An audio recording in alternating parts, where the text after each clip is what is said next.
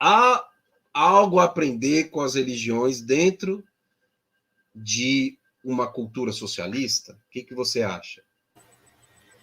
Sim. Uma resposta simples. Sim. Sim, nós temos muito que aprender com as religiões, né?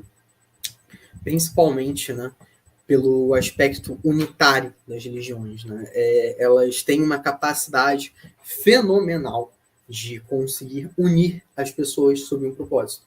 Né? Elas conseguem unir essas pessoas, elas conseguem fazer com que essas pessoas esqueçam muitas das diferenças que elas têm e se unam para um propósito, né? Que no caso seja alcançar um mundo melhor, né? Claro, o objetivo da religião elas estão lá unidas para cultuar a Deus, mas o que a gente poderia sim aprender sim, em certos momentos é a gente entender que apesar das diferenças pessoais que as pessoas tenham, e isso não vai mudar numa cultura socialista, socialismo não é todo mundo virar robô, todo mundo pensar igual, as pessoas continuam tendo suas opiniões, continuam tendo seus vieses, e é a gente entender a condição de cada um e conversar entre si, entender que estamos sim buscando uma sociedade melhor, buscando algo melhor para nós, neste momento, no momento material, né, para melhorar a nossa condição de vida. Ou seja, esquecer, né, ideias como punitivismo. Né? Por exemplo, uma coisa da religião que, muito embora os cristãos, né, tenham esquecido disso, né, o amor ao próximo, né, cara? Tão pregado por Cristo, né? O amor ao próximo. Então, sim, eu acho que a gente tem que aprender muitas coisas com a religião nesse aspecto de humanidade, sabe? No sentido sentimental mesmo. No sentido de sermos humanos, entendermos as condições das pessoas antes de julgar, entendeu? Antes de criar conceitos sobre essas pessoas, antes de criar punições para ações que discordamos, sabe? Então, sim, eu acho que a gente tem muita coisa a aprender com a religião, no aspecto cultural também, várias religiões têm muita coisa a acrescentar, entendeu? Então, tipo assim, por exemplo, né, no próprio grupo que o David tá, que é Pensar Naturalista, eu acho que você já até leu alguns artigos deles. Cara, embora o grupo se chame Pensar Naturalista, tem pessoas de inúmeras religiões, tem até hinduísta. Então, tipo assim, você convive com essas pessoas e você passa a absorver conhecimento, absorver coisas, porque, cara, não importa se a gente é materialista, a gente tem que reconhecer o seguinte: a gente não é dono da verdade, a gente não é dono do mundo, do conhecimento. Então, inúmeras outras culturas, por mais que a gente encare que a religião de fato não seja, não represente algo real, né, no caso sobrenatural, as religiões elas trazem sim um conceito cultural muito interessante, cara. Então, tipo assim, pô, tu vai olhar na China, tem coisas como o confucionismo, sabe? Eu particularmente acho muito interessante, claro, pelas minhas influências meio pessimistas, mas enfim, a gente tem muita coisa a aprender com as religiões, principalmente por esse aspecto cultural, porque, cara, as religiões trazem um aspecto cultural, um aspecto literário, um aspecto muitas vezes também artístico de outros locais, né? Então, sim, eu acho que nós temos muita coisa a aprender com as religiões no aspecto de, enfim, de aplicação. Pode falar agora a palavra. Não, tranquilo. Não, eu concordo contigo e, inclusive, nós vamos aqui oferecer. A gente está deixando de referência aqui na descrição uma live que eu fiz com o professor Ivo Tonet, que é o professor de filosofia da Universidade Federal de Alagoas, da UFAL, e ele tem um livro que, inclusive, para mim, foi o livro que fez o amalgamento, sabe, para mim, Lucas, do ateísmo no momento que eu não conhecia, né? Eu não conseguia achar uma referência teórica que me desse segurança do ateísmo no contexto marxista, né? E foi com um livro do Ivo Tonet que eu consegui. Então, o livro está na descrição do vídeo que nós estamos deixando, tá? que é religião, que ele fala, discute religião, emancipação, marxismo e religiosidade. Então ele nem fala religião, fala religiosidade. E é um livro muito bom, porque ali ele explica a cosmovisão marxista, né, de cosmovisão propriamente, principalmente em relação à existência da espécie, da nossa espécie, como que ela se reproduz, que é a partir do trabalho, e vai percorrendo as condições políticas possíveis para que o chamado paraíso na Terra, né, ele não seja perdido de vista. Ou seja, o que é melhor? Lutar por um paraíso na Terra ou lutar por um lugar no paraíso do céu que nem sabe se existe e que tudo indica que não existe, né? Assim, de uma forma muito simples falando. O comunismo é muita pretensão, né? Falar que o comunismo é o paraíso na Terra. Bom, eu fico pensando assim, trazendo aquela comparação. É melhor lutar pela melhoria do capitalismo, sabendo que ele só se sustenta a partir das desigualdades e da opressão à força de trabalho, porque senão não existe capitalismo sem isso? Ou é melhor termos um modelo de sociedade onde a gente construa essa sociedade sem opressão de classe? E que aí você vai ter um histórico daí para frente, você vai ter uma nova experiência, né, que vai fazer uma nova tentativa. Eu prefiro a segunda. E essa segunda, se eu estou pretendendo fazer parte da construção de uma sociedade não é perfeita, mas é a sociedade melhor para a condição humana, e eu acho que ninguém superou Marx até hoje nesse sentido, né? E eu estou falando Marx, nem estou falando dos partidos, tá? E, portanto, eu quero fazer essa luta. Eu não quero fazer a luta da construção do reino do céu. É nesse ponto aí que eu vou divergir, por exemplo, da teologia da libertação. E ela foi destruída dentro da igreja também por esses motivos, né? Porque esse problema central teórico da teologia da libertação levou ela também a sua derrocada, né? Só um parênteses que eu não vou tratar aqui, dentro da instituição igreja. Dito isso,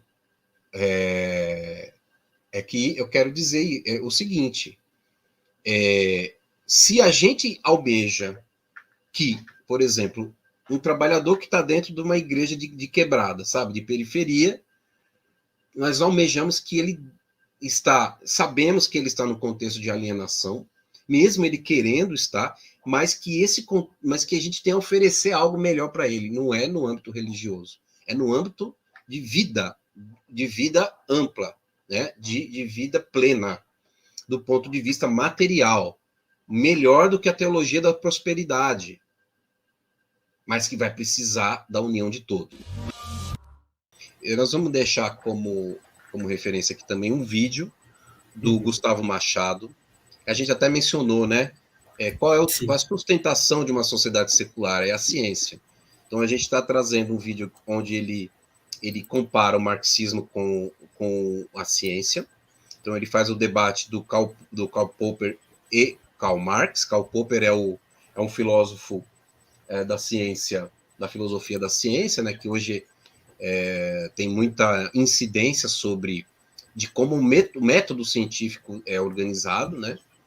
E ele faz, o Gustavo Machado faz uma abordagem interessante comparativa.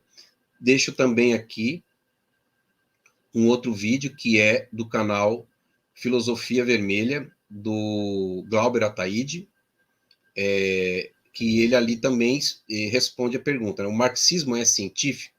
Né? Então, esses dois vídeos para dizer, em resumo, o seguinte, gente. A ciência natural, ela não se aplica, aliás, o método científico marxista, materialista, dialético, não se aplica nas ciências naturais. Né? Então, tem muita gente que quer detonar a gente com isso. Né? Vocês querem que os animais sejam proletários? Já ouvi isso, já. Parece um desenho animado, né? Então, sabe, fazendo alusão à biologia e tudo mais, Sim. Não tem nada a ver. Não, não tem. E isso é uma discussão que você trouxe que é realmente relevante. É justamente essa questão, cara, de que, tipo assim, né? Inclusive eu vi hoje, né? Uma discussão, o pessoal perguntando, uma pessoa perguntou, né, num grupo, se o marxismo é ciência, né? E aí, tipo assim, eu vi algumas respostas, e assim, existe uma diferença entre chavão e fato, né? Muitas vezes você vai ver até influenciadores mesmo, ditos marxistas, né, o Gaio Fato, né, o Ian Neves, se tratando do marxismo como, entre aspas, a ciência imortal e irrefutável do proletariado. Né? E, assim, aí as pessoas perguntam, né, tá, mas isso é ciência, não é? A questão é, se você quiser definir a ciência, né, de uma maneira popperiana, né, como a gente aplica dentro das ciências naturais, eu que fiz física estive muito presente nesse contexto, não é. Até porque, tipo assim, você expressar, né, esse chavão da ciência imortal e irrefutável só torna isso mais tanto anti-ciência quanto anti-marxista, né, quanto anti-marxiano, melhor dizendo. Né, porque Marx nunca propôs, né, que o modelo dele fosse algo completamente, como que eu posso dizer, imutável, né? Não é mutável. Pelo contrário, é muito pelo contrário. Né? É muito pelo contrário. Então, assim, tanto que, por exemplo, o comunismo, né, por mais que ele seja o estágio final, né, do socialismo, nada nos diz que ele vai ser a etapa final da humanidade. A gente pode, Exatamente. eventualmente, encontrar alguma coisa que seja melhor do que o comunismo. Nada impede. Então, assim, definitivamente não acho que o marxismo seja a ciência imortal e irrefutável. Acho que sim, a gente utiliza o marxismo para compreender a realidade a partir da matéria, a partir das nossas relações sociais e relações históricas, mas não acho que ele seja irrefutável ou imutável, até porque, diga-se de passagem, quando fazemos movimentações, quando fazemos alterações, isso já é um tipo de refutação. Ou seja, por mais que indireta, porque mudança, o movimento, essa dialética, ela só é aplicada porque justamente a gente tem um senso de autocrítica, ou seja, eu não posso aplicar o que foi aplicado na União Soviética, aqui, eu não posso aplicar o que foi aplicado na China maoísta. Então, esse movimento marxista é justamente um movimento tanto de uma crítica quanto de uma renovação. E a renovação já implica uma refutação. Né? Então, enfim, eu acho que foi interessante esse ponto. Não, inclusive Marx, a gente tem que destronar, na verdade, o equívoco, se bem que, enfim, a Rússia stalinista teve uma contribuição, infelizmente, nesse ponto, né? Além de não divulgar as obras de Marx, né? Muitas obras de Marx que nós conhecemos hoje, elas não naquela época, na época que a gente estava mencionando aqui da Revolução, não eram conhecidas. E Marx só voltou ao cenário acadêmico e político depois da Revolução Russa. Porque antes ele não tinha significância. Né? Esse é um ponto importante. Né? Então, aí, as obras de Marx e o marxismo que chegou aqui no Brasil é um marxismo de panfleto, não foi um marxismo que hoje a gente está, por exemplo, nessa live, trazendo referências diretas e objetivas, direto da obra.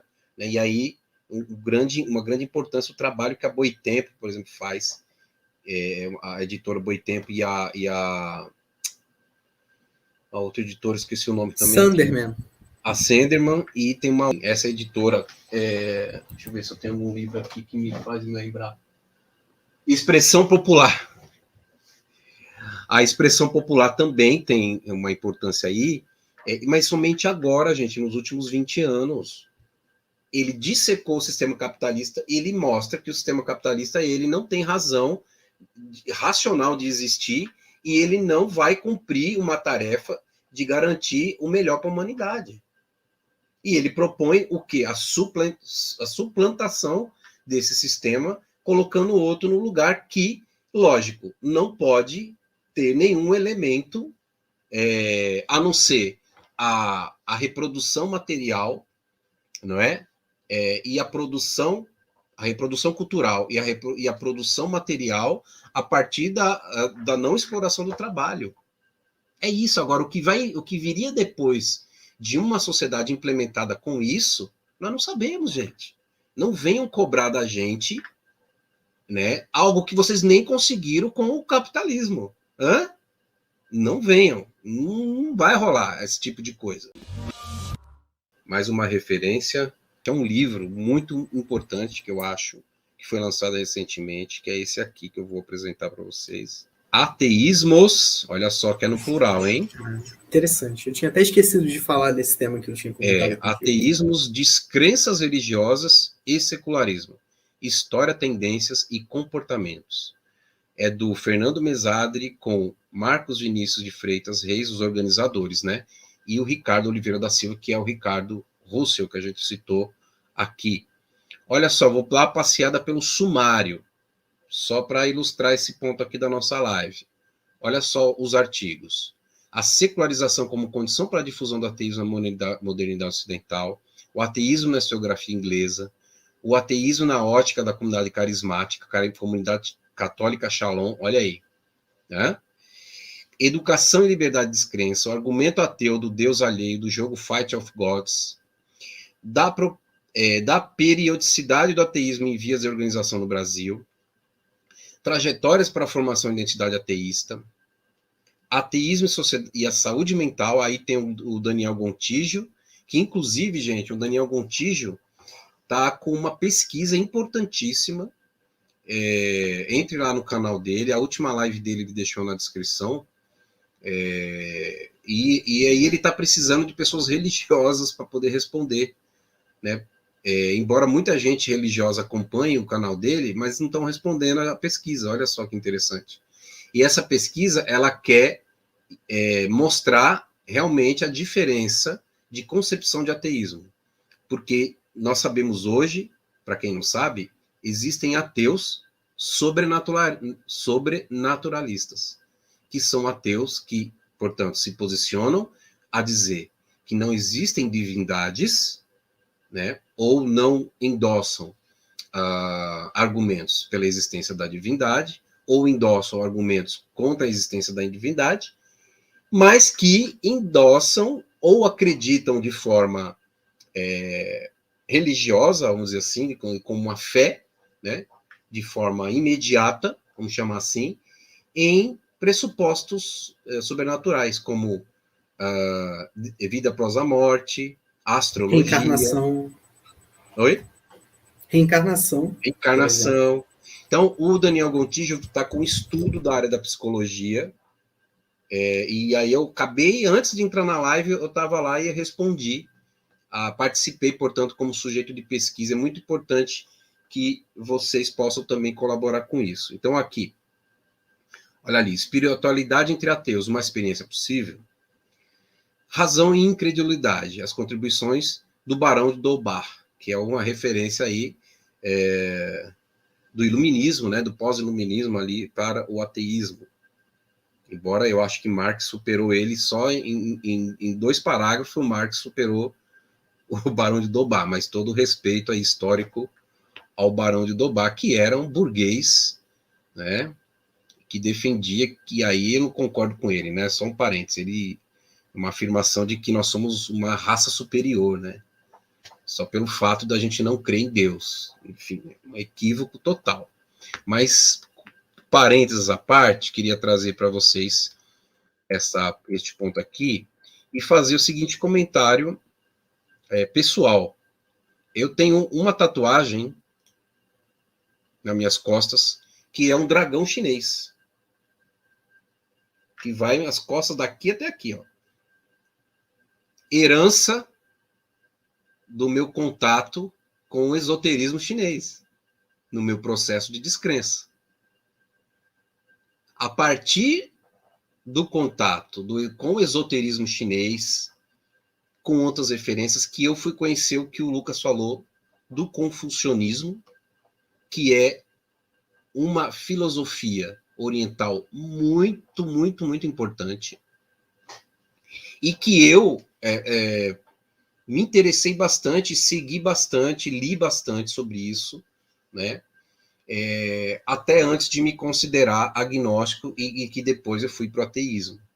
Enfim, trazer uma breve, um breve trecho da minha experiência para mostrar que o aprendizado com as religiões é um aprendizado do cotidiano, gente. Né? Uma cultura socialista, ela só vai existir se ela soubesse colocar, historicamente, nesta transição desejada que nós socialistas queremos, né? Numa oportunidade dessa transição estabelecida, uma vez iniciada, a gente precisa ter isso em conta. Se Marx, o próprio Marx diz, e aí o George Lukács vai aprofundar isso para a gente com a teorização da ontologia social. Olha aqui o George Lukács aqui, ó. Para uma ontologia do ser social.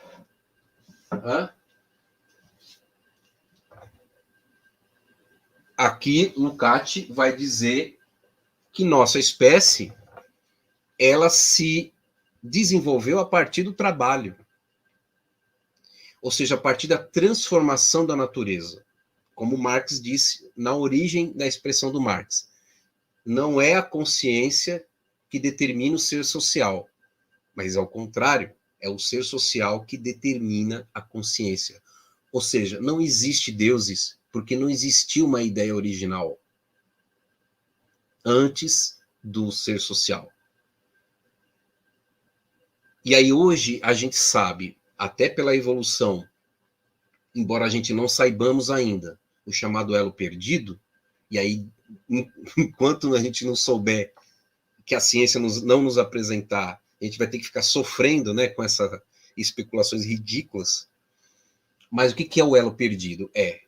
O que é que fez o ser humano dar esse salto na espécie para se diferenciar dos hominídeos mais parecidos com os símios?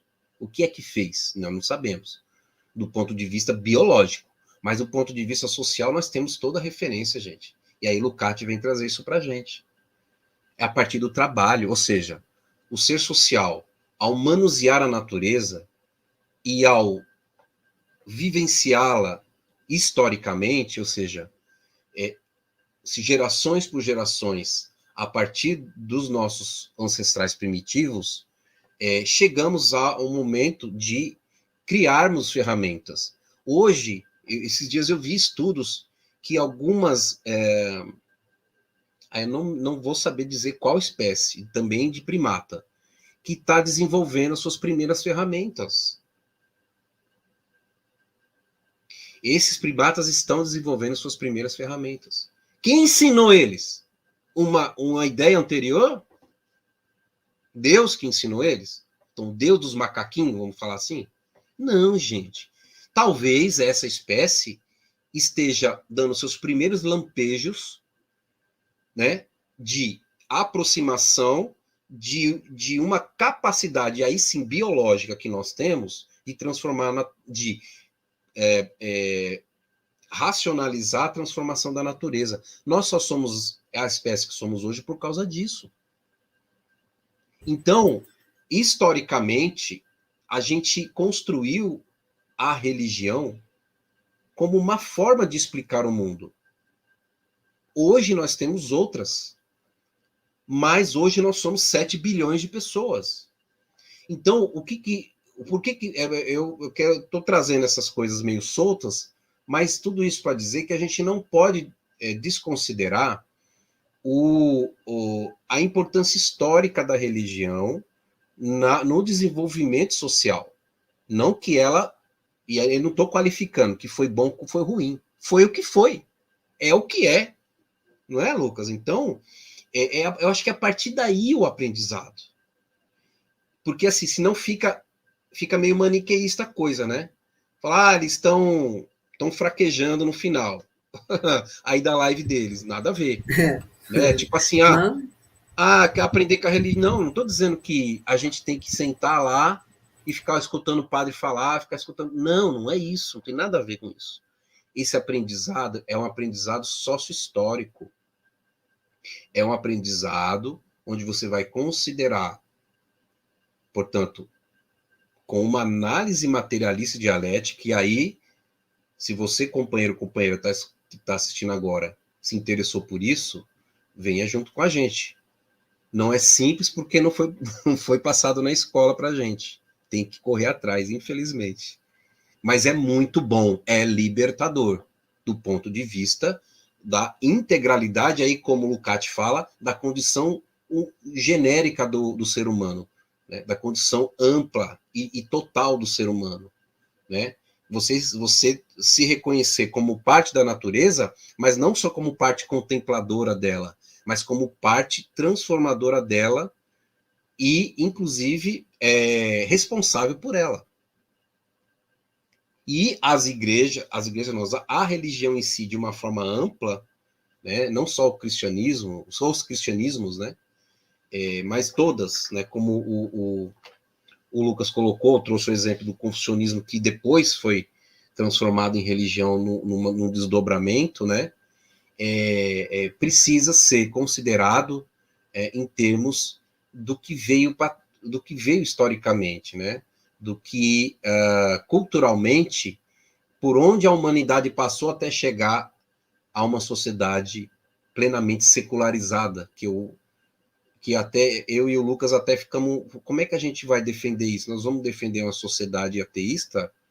Aí a gente falou, acho que não, né? A gente não quer uma sociedade ateísta, não por gosto, não por desejo, vamos dizer assim, mas é porque é impossível.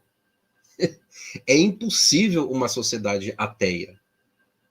Você pega a Estônia hoje, que é o país mais laico e mais secular, pelo menos por dados, né? Uhum. Não é um país ateísta. Tá? Então, nós temos exemplos hoje. A Estônia fez parte da União Soviética, Luciano, você está esquecendo disso. Tá bom, né? Mas, compara a Estônia com a Rússia. A Rússia que criou toda essa parada aí. E aí, olha a situação que a Rússia tá. Tá lá com os padres dele lá jogando água benta no míssil. Contribui aí, Lucas. Bom, realmente, né? Essa questão da Estônia que você falou, inclusive, uma curiosidade muito grande que depois que eu for para a Rússia, eventualmente, né? Eu pretendo visitar a Estônia quando eu estiver num período de férias. Né? Pretendo visitar lá, principalmente aquela parte lá do leste europeu, eu acho muito interessante, eu tenho muita vontade de viajar. Vou falar, já falei com a minha namorada, falei, vamos lá, vamos lá. Então vamos lá, né? Enfim, né? Mas só mais uma contribuição, né? Que eu tinha comentado com você, né? É a questão da mídia, né? E como que ela desacraliza, né? Inúmeras entidades, né? E como que isso prejudica, né? As religiões de uma maneira geral. Hoje em dia, né? Eu vou colocar uma situação aqui, logo depois vou contextualizar, né? Por exemplo, hoje, no cinema, você tem o filme do Thor, cara. Você tem o filme do Thor no meio da Marvel. Quer dizer, cara, um dia o Thor já foi muito adorado por certas culturas. E hoje em dia ele se transformou numa mercadoria. E não apenas pela Marvel, tá? Você vê também outros tipos de animações, outros tipos de mangás, histórias em quadrinhos, que colocam também entidades religiosas para lutar uma com a outra. Né? Então aí eu te pergunto, né, qual que é o limiar para a gente fazer isso? Quando que isso passa a ser uma coisa aceita socialmente, né? Porque veja só, se você faz a mesma coisa com o cristianismo, como que fizeram nesse jogo, que está inclusive nesse livro, né? Que colocaram Jesus para lutar, né? Isso é uma coisa que gera uma insatisfação muito grande dentro da população. No entanto, quando é com religiões que são convenientes para essa pessoa, né? Quando é com uma religião que ela não acredita, né? Tanto faz, né? Tanto faz. É irrelevante. Agora, quando é com a minha divindade, aí o negócio fica ruim. É basicamente isso que eu queria É o comentar. carnaval.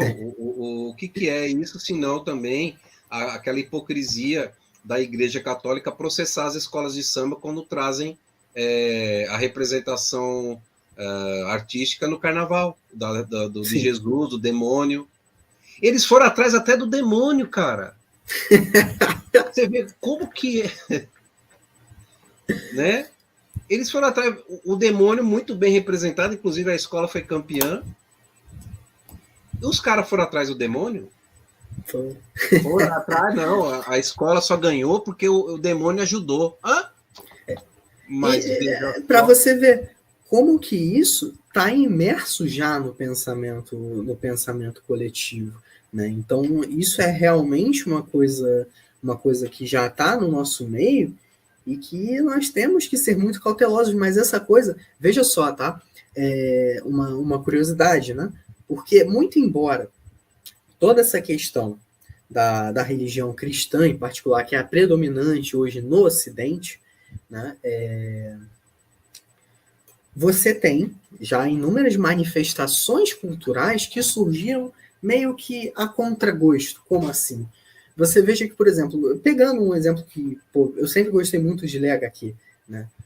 Então, pô, você tem, por exemplo, o Alan Moore, que é um puta de um escritor, um cara que escreve muito bem. Você tem o Garth Ennis, que também foi um escritor de HQ. O cara ia lá e já fez inúmeras críticas ácidas, inclusive dedicou uma HQ inteira, uma série, né, inteira, a criticar o cristianismo, né, que a HQ se chama Preacher, né, que é o pregador, né, pastor, reverendo, enfim, como quiser traduzir. E, enfim, tem inúmeras críticas à divinização das imagens, à igreja de uma maneira geral. Então, é interessante a gente analisar como que também surgiu esse contramovimento, né? Que muitas vezes também é associado ao ateísmo militante, muito embora não seja, né? Não necessariamente seja, né? Você criticar o cristianismo não te torna ateu. Acho que Exatamente. não tem mais muito o que acrescentar nesse ponto, não. Não, eu queria dizer que eu falei do meu dragão nas minhas costas, né? Mas eu não ia pagar, né, gente, o dragão nas minhas costas, porque eu não tenho dinheiro para isso, né? Eu não ia usar a técnica de apagamento de tatuagem, que é um dragão todo sombreado, né? Imagina quanto que eu ia gastar. E aí eu fiquei pensando, pô, vou apagar esse dragão. Eu acho que eu tô falando isso, trazendo de novo uma experiência pessoal, mas tem a ver com a questão do aprendizado, né? Eu marquei no meu corpo uma etapa da minha experiência com o esoterismo. Marquei. E eu não sabia naquele tempo que Akira era esoterismo. Para mim, Akira é uma simbologia linda da filosofia chinesa, que eu adorava. E aí, depois que eu me aproximei e me defini como ateu, eu fiquei pensando, e agora, o que eu vou fazer com essa tatuagem? Eu vou apagar? Não tenho dinheiro. O que eu fiz? Eu fiz o dragão carregar o símbolo do ateísmo. Aí eu fui lá e coloquei o símbolo do ateísmo. Aí o dragão tá lá com a patinha dele carregando. Ou seja, eu peguei essa simbologia e transformei. Então, eu acho que o aprendizado, ele tá aí. Você fazendo uma leitura, lógico, a partir de uma cultura socialista, você fazendo uma leitura, como o próprio aí o José Carlos falou, né? Ó, é o pensamento materialista dialético, o estudo, as pessoas não vão se desalienar se da teologia das seitas. Ou seja, eu acho que ele quis dizer isso. É a partir do materialismo dialético que a gente precisa que a gente deve ter humildade filosófica para poder compreender como se colocar historicamente num contexto que, do ponto de vista secular, não é favorável. Não é favorável. Nós temos uma sociedade com 90% de cristão. Aí você quer o quê? Você quer entrar em cada uma das igrejas para. Desculpa, aí não dá. Não dá. E você vai criar qual legado disso? Entrando na igreja e sacudindo as pessoas. Você vai criar legado de treta. Na minha opinião, é só isso. Pois eu de novo, estou colocando esse ponto aqui, os camaradas quiserem debater, a gente debate. Aqui, o José Carlos contribuiu, falou que são os macacos pregos, eu acho, que é a espécie que está construindo aí as suas primeiras ferramentas de forma não treinada, né? Ou seja, de forma não induzida por nossa espécie, pelo ser humano, né? Sim. A última referência, que é sobre Trotsky, né? É um vídeo também de uma historiadora e linguista Sim. que fala da abordagem de Trotsky sobre os judeus. E aí também eu acho que cabe muito nesse último ponto que a gente está discutindo. O vídeo chama Trotsky e os Judeus. O nome do canal é Vai Veja, História e Literatura. O canal é tocado pela Juliane Lins. Aliás, Juliane Liss, que é historiadora, é formada em História e Letras. Né? Então ela tem ela é muito legal esse canal, não conhecia. E ela traz alguns livros para falar da abordagem de Trotsky sobre os judeus. Por que isso? Porque Trotsky foi um dos revolucionários da Rússia, né? Um dos revolucionários russos, né? E ele era judeu. Ele era de origem judaica, né? E aí neste vídeo, ela explica que exatamente, Lucas, o que a gente discutiu aqui, para Trotsky, não importa se o trabalhador tem religião ou não. Não importa. E se não importa, não tem que transformar o trabalhador em ateu primeiro, para que ele entenda o que é o processo evolucionário. Porque, inclusive, o Jorge Minoir, olha o catatal do livro do Jorge Minoir, eu estou terminando de ler, cara, estou há 1 ano lendo o Jorge Minoir. Olha isso, mano. Grande, cara, grande. Olha as marcações que eu fiz aqui, olha o tanto de marcação que eu fiz aqui, ó. Bastante. Então, só o tamanho do livro aqui, esse livro aqui é referência, tá? Todos os estudiosos aqui do Brasil, os canais que eu todos têm o Jorge Minoir como base. Bom, o Jorge Minoir traz pra gente que a abordagem ateísta, ela nasce há 3.500 anos atrás, no Oriente, lógico. Ela nasce no Oriente, mas não como ateísmo, né? Mas o questionamento de uma cosmologia baseado em uma sobrenaturalidade criadora, ou seja, a crítica a isso, ou a negação a isso, remonta uma corrente do hinduísmo, que eu não me recordo o nome, há 3.500 anos atrás. Lógico, aí depois a gente vai ter uma estruturação pela razão, com os pré-socráticos na Grécia, e vai puxar a tradição ocidental, que é a que a gente está hoje. Né? Assentado, hoje a gente está fazendo uma discussão ocidental aqui. Agora, eu penso que, sabendo que não foi o marxismo e nem foi o socialismo, que inclusive é anterior a Marx só vai aprimorar o socialismo, os criadores do ateísmo. Nós não criamos o ateísmo. O socialismo não criou o ateísmo, Marx não criou o ateísmo. Tá? Então, dito isso, né, a gente finaliza dizendo que o que a gente passou hoje, a experiência do Estado ateu soviético, ela não foi uma experiência positiva, ela foi uma experiência opressora e que não resultou em nada positivo de legado para uma luta secular, por um Estado secular. Pelo contrário, num primeiro momento em que esse Estado, enquanto regime político, precisou dialogar de forma mais profunda com a sua coletividade, precisou fazer uma inflexão aos religiosos para dar conta disso. Não que a gente defenda isso, mas o movimento político levou a isso. Né? Então, a gente defende uma sociedade secular e, portanto, um Estado plenamente laico. Um Estado que possa ser... E aí, estou aqui fazendo talvez até um pecado socialista, né? Imaginando como deve se comportar um Estado burguês. Mas vamos lá, nós estamos aí vivendo nesse Estado burguês. E tanto eu como o Lucas, embora o Lucas seja mais de 20 anos mais novo que eu, acho que nós não vamos ver outra coisa diferente aí, Lucas. Também acho que não. Não vamos. Então vamos fazer difícil. A discussão do que a gente vive hoje. Né? Sim. Estamos nesse Estado burguês. Esse Estado burguês, a gente pode lutar dentro dele por emancipações políticas.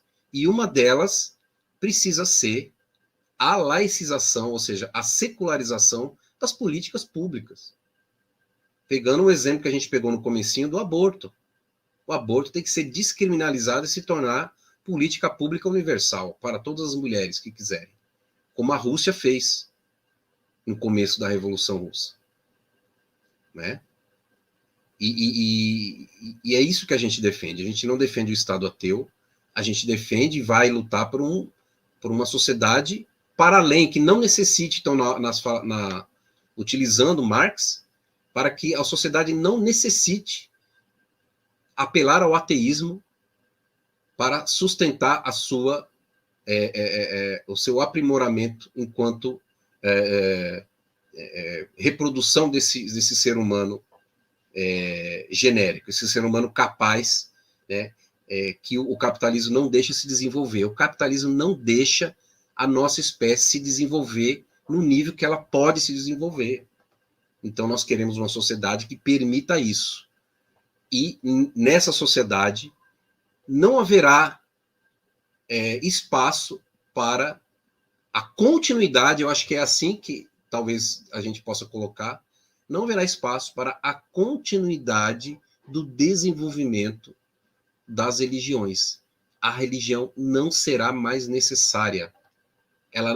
E não será mais necessária por escolha nossa, coletiva, e não por uma articulação vinda do alto e por uma tática política, estratégia política, porque a gente já sabe que isso não é possível. Então, passo para o Lucas fazer as considerações finais dele aí.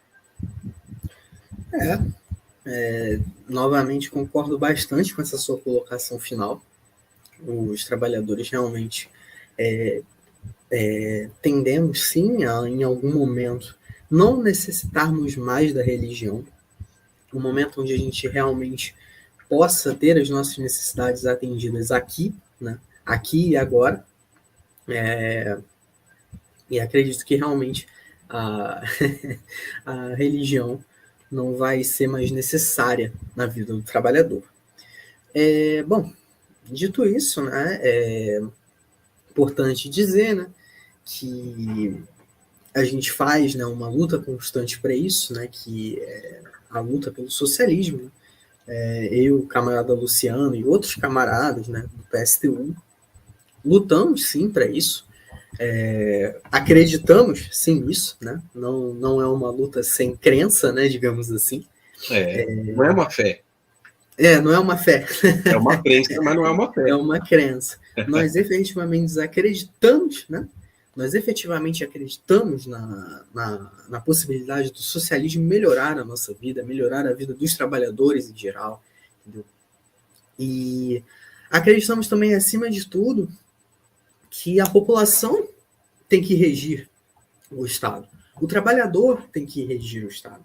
Não é alguém com poder falando, não, a população tem que fazer isso. A população não é burra. A população sabe o que tem que fazer. É claro que no contexto atual nós temos inúmeras dificuldades. Mas, enfim, nós temos sim a possibilidade de lutarmos por conta própria. O partido está aí para ser um guia para a população, um guia para os trabalhadores lutarem, né, para nós conquistarmos os nossos direitos, para não esquecermos das nossas lutas, né, e efetivamente para a gente ir atrás, né, ir atrás. E por mais que talvez eu, enquanto indivíduo, não veja a revolução acontecer, se eu souber que pelo menos participei disso, se um dia no futuro acontecer, eu vou estar plenamente satisfeito. Plenamente satisfeito. Então, isso mesmo. Lutamos sim por uma sociedade laica, e acho que encerro por aqui.